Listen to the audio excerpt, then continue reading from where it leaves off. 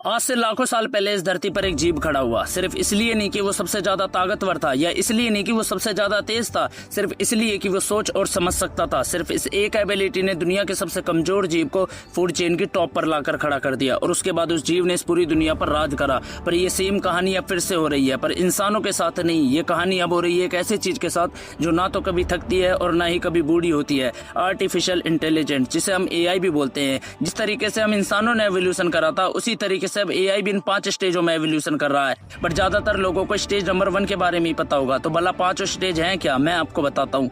Stage number 1, जिसमें हम कई सालों से रह रहे हैं। आप सोशल मीडिया के किसी भी प्लेटफॉर्म पर कोई भी वीडियो देखते हो तो वो ये ही एआई रेकमेंड करता है, जैसे कि चैट जीपीटी, गूगल, जेमिनी, ये सब इसी का हिस्सा है। स्टेज 2, अब एआई के पास एक ऐसी एबिलिटी आ गई है जो इस अर्थ पर सिर्फ ह्यूमंस के पास थी, यानी सोचने और समझने की।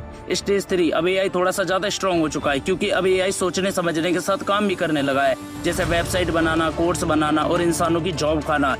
स्टेज 4, जिसमें हम थोड़े टाइम के बाद पहुंचेंगे, जहां पर एआई बहुत ज्यादा स्ट्रांग हो चुका होगा, क्योंकि एआई सोचने समझने के साथ काम करेगा, लेकिन फील्ड में उतर कर जिस तरीके से हम इंसान काम करते हैं, फिर से इंसानों की जॉब खाई जाएगी। स्टेज 5, अब एआई डेंजर हो चुका होगा, क्योंकि जिन कामों को करने के लिए इंसानों को सेंचुरीज लग गई, उन कामों को एआई अब चंद दिनों में कर लेगा।